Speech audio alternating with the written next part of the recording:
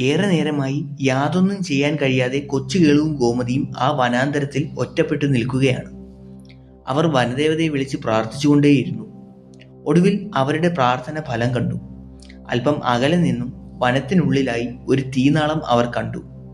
അത് അവർക്ക് നേരെ അടുക്കാൻ തുടങ്ങി. മെല്ലെ ഒരു സുന്ദരിയായ സ്ത്രീ ഒരു ചൂട്ടും കത്തിച്ച് അവർക്കരികിലേക്ക് നടന്നു വന്നു. ആ സ്ത്രീ വളരെ കീറിപ്പറഞ്ഞ വസ്ത്രങ്ങളായിരുന്നു ധരിച്ചിരുന്നത്. ദാരിദ്ര്യം നിറഞ്ഞ ജീവിതമാണ് അവർ നയിക്കുന്നതെന്ന് ഒറ്റ നോട്ടത്തിൽ മനസ്സിലാകും. ഒട്ടും അമ്മാന്തിക്കാതെ ഗോമതി ആ സ്ത്രീയോട് സഹായം ചോദിച്ചു. ഞങ്ങൾക്ക് ഗ്രാമത്തിലേക്ക് പോകാനുള്ള വഴി പറഞ്ഞു തരണം. ഒന്ന് ചിരിച്ചിട്ട് ആ സ്ത്രീ മറുപടി നൽകി. നിങ്ങൾക്ക് ഞാൻ വഴി പറഞ്ഞു തരാം, പക്ഷേ പകരമായി നിങ്ങൾ എനിക്ക് വനദേവത എന്ന സമ്പത്തിന്റെ പകുതി ഇഷ്ടദാനം നൽകണം. ഇത് കേട്ട ഗോമതിയും കൊച്ചുകളും മുഖാമുഖം ഒന്ന് നോക്കി. ആ സ്ത്രീ അവരെ നോക്കി പുഞ്ചിരിച്ചിട്ട് ഇങ്ങനെ പറഞ്ഞു: എൻ്റെ ആവശ്യം പരിഗണിച്ച് എൻ്റെ സഹായം വാങ്ങുക മാത്രമാണ് നിങ്ങൾക്ക് മുന്നിലെ ഏക വഴി. അതിനാൽ തന്നെ താമസിക്കാതെ തീരുമാനമെടുക്കുക. കൊച്ചുകളും ഗോമതിയും പരസ്പരം ഒന്ന് ആലോചിച്ചിട്ട് ഒരു മറുപടി നൽകി. വളരെ ബുദ്ധിമുട്ടിയാണ് ഞങ്ങൾ ഇവിടെ വന്നത്, ഈ സൗഭാഗ്യം സ്വന്തമാക്കിയത്. അങ്ങനെ ചുമ്മാ അങ്ങ് ദാനം ചെയ്യാൻ ഞങ്ങൾ തയ്യാറല്ല. എന്നാൽ നിങ്ങളുടെ സഹായം ഞങ്ങൾക്ക് അത്യാവശ്യമാണ് താനും.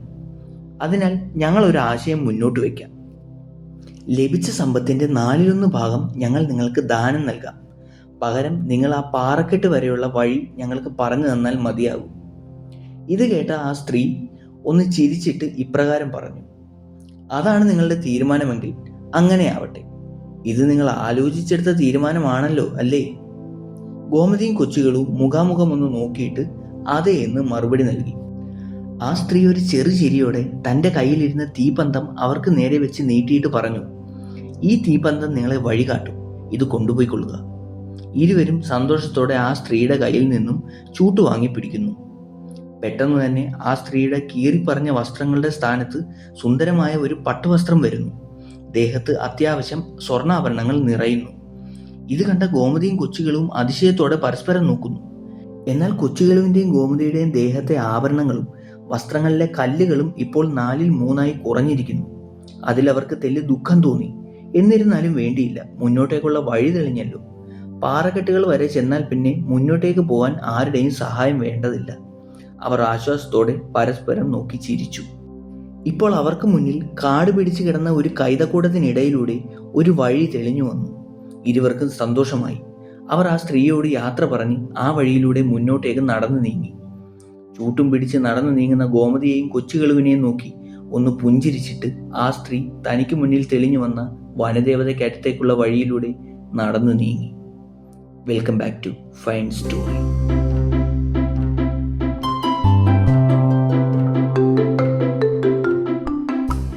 ഇരുവരും ഏറെ സന്തോഷത്തോടെ ആ വനപാതയിലൂടെ നടന്നു നീങ്ങി.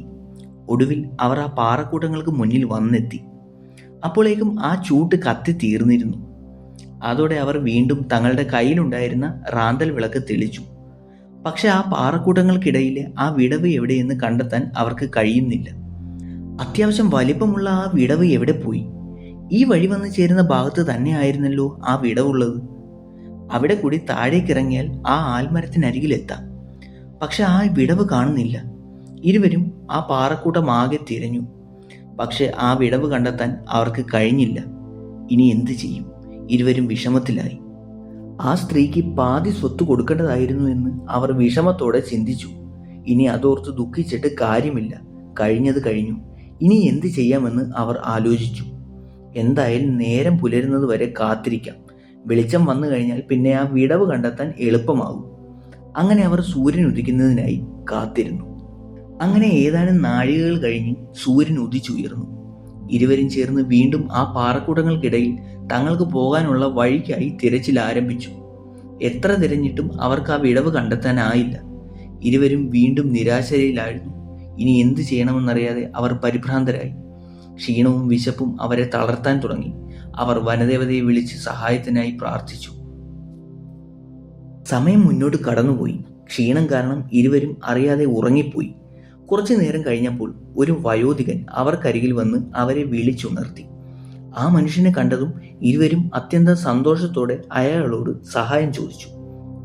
ഞങ്ങൾക്ക് ആ ഗ്രാമത്തിലേക്കുള്ള വഴി പറഞ്ഞു തരികയാണെങ്കിൽ ഞങ്ങൾ നിങ്ങൾക്ക് എന്ത് വേണമെങ്കിലും തരാം. ഞങ്ങൾക്ക് കിട്ടിയ സമ്പത്തിൻ്റെ പാതി ഞങ്ങൾ തരാൻ തയ്യാറാണ്. അങ്ങ് ദയവ് ചെയ്ത് ഞങ്ങൾക്ക് ആ ഗ്രാമത്തിലേക്കുള്ള വഴി പറഞ്ഞു തന്നാലും. ആ വയോധികൻ അവരെ നോക്കി ഒന്ന് പൊട്ടിച്ചിരിച്ചിട്ട് പറഞ്ഞു, എനിക്ക് നിങ്ങളുടെ സ്വത്തുക്കളൊന്നും വേണ്ട. ഈ പാറക്കെട്ടിൽ വലിഞ്ഞു കയറാൻ ഞാൻ ഏറെ ബുദ്ധിമുട്ടി. ഈ പ്രായത്തിൽ ഇതൊന്നും എനിക്ക് ചെയ്യാൻ പറ്റില്ല. എന്നാൽ എനിക്ക് വനദേവതയെ കണ്ടേ തീരൂ. മുന്നോട്ട് പോകാനുള്ള ത്രാണി എനിക്കില്ല. അതുകൊണ്ട് നിങ്ങൾ നിങ്ങളുടെ യൗവനത്തിൻ്റെ പാതി എനിക്ക് നൽകണം. ഇത് കേട്ടതും രണ്ടുപേരും ഒന്ന് ഞെട്ടി. തങ്ങളുടെ യൗവനം നഷ്ടപ്പെടുത്താൻ അവർ തയ്യാറായിരുന്നില്ല. എന്നാൽ എത്ര പറഞ്ഞിട്ടും സമ്പത്ത് സ്വീകരിക്കാൻ ആ വയോധികൻ തയ്യാറായില്ല. ഒടുവിൽ അവർ ആ വയോധികനുമായി ഒരു ധാരണയിലെത്തി. തങ്ങളുടെ ആയുസ്സിൽ നിന്നും ഓരോരുത്തരും 10 വയസ്സ് വീതം അയാൾക്ക് നൽകാമെന്നും പകരം തങ്ങൾക്ക് ഗ്രാമം വരെയുള്ള വഴി പറഞ്ഞു തരണ്ട എന്നും കേവലം ആ ഗുഹാമുഖത്തിലേക്കുള്ള വിടവ് കാട്ടിയാൽ മാത്രം മതിയാകുമെന്നും അവർ വയോധികനോട് പറഞ്ഞു. അദ്ദേഹം അത് അംഗീകരിക്കുകയും ചെയ്തു. അയാൾ ഒരിക്കൽ കൂടി അവരോട് ചോദിച്ചു, നിങ്ങളിത് ആലോചിച്ചെടുത്ത തീരുമാനമാണല്ലോ അല്ലേ? ഗോമതിയും കൊച്ചുകളും പരസ്പരം ഒന്ന് നോക്കിയിട്ട് പറഞ്ഞു, അതെ, ഇത് ഞങ്ങൾ ആലോചിച്ചെടുത്ത തീരുമാനമാണ്.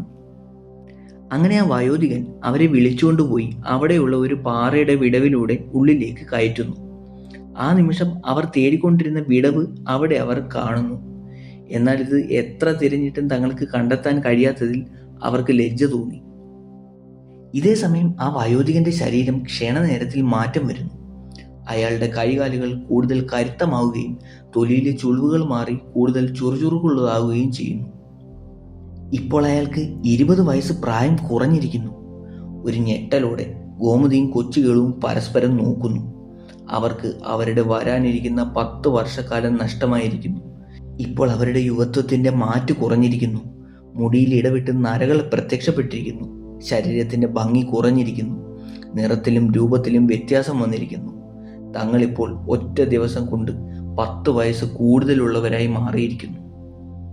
ഏറെ വിഷമത്തോടെ അവർ ആ മനുഷ്യനോട് യാത്ര പറഞ്ഞ് പാറക്കെട്ടുകൾ ചവിട്ടി താഴേക്ക് ഇറങ്ങാൻ തുടങ്ങി. ആ മനുഷ്യൻ അവരെ നോക്കി അല്പനേരം നിന്നിട്ട് ഒരു ചിരി ചിരിച്ച് ആ വിടവിലൂടെ പുറത്തേക്ക് പോകുന്നു. ഭാരിച്ച ദുഃഖവും പേറിയാണ് ഗോമതിയും കൊച്ചുകളും ഇപ്പോൾ പാറകളിൽ ചവിട്ടി താഴേക്ക് ഇറങ്ങുന്നത്. ആദ്യം കണ്ട സ്ത്രീക്ക് പാതി സമ്പത്ത് നൽകാത്തതിൽ അവർ പരസ്പരം കുറ്റപ്പെടുത്തി. ആ വിഷമം അവർക്ക് താങ്ങാൻ കഴിഞ്ഞില്ല. ഒടുവിൽ അവർ ആ പാറക്കെട്ടുകൾക്കിടയിലൂടെ സഞ്ചരിച്ച് ആ ഗുഹാമുഖത്തെത്തി അവർ വീണ്ടും അമ്പരന്നു പോയി. അവിടെ ആ ആൽമരമോ ആ ഗ്രാമമോ കുടിലുകളോ യാതൊന്നും കാണുന്നില്ല. അവരുടെ മുന്നിൽ ഇടതൂർന്ന് വളർന്നു നിൽക്കുന്ന കൊടും കാട് മാത്രമാണുള്ളത്. വീണ്ടും തങ്ങൾ അബദ്ധം കാട്ടിയെന്ന് അവർക്ക് മനസ്സിലായി. ഇനി എന്ത് ചെയ്യണമെന്നറിയാതെ അവർ പരിഭ്രമിച്ചു. അവർ വീണ്ടും വനദേവതയെ വിളിച്ച് പ്രാർത്ഥിച്ചു. നേരം പിന്നെയും കടന്നുപോയി. സൂര്യൻ അസ്തമിക്കാൻ തുടങ്ങി. വിഷമിച്ച് തകർന്നിരുന്ന ഗോമതിയുടെയും കൊച്ചുകെളുവിൻ്റെയും മുന്നിലേക്ക് ഒരു കൊച്ചുകുട്ടി നടന്നു വന്നു. ഏറെ പ്രതീക്ഷയോടെ അവർ ആ കുട്ടിയോട് ചോദിച്ചു, നീ ഈ ഗ്രാമത്തിൽ താമസിക്കുന്ന കുട്ടിയാണോ? ഞങ്ങളെ നീ നിന്റെ വീട്ടിലേക്ക് കൊണ്ടുപോകാമോ?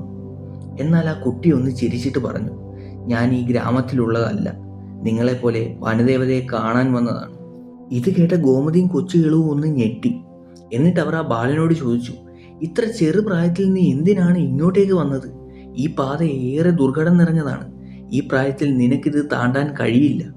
ഇത് കേട്ടതും ആ കുട്ടി അവരെ നോക്കി ഒന്ന് ചിരിച്ചിട്ട് പറയുന്നു, അതെനിക്കറിയാം, അതുകൊണ്ടാണ് ഞാൻ നിങ്ങൾക്കരികിലേക്ക് വന്നത്.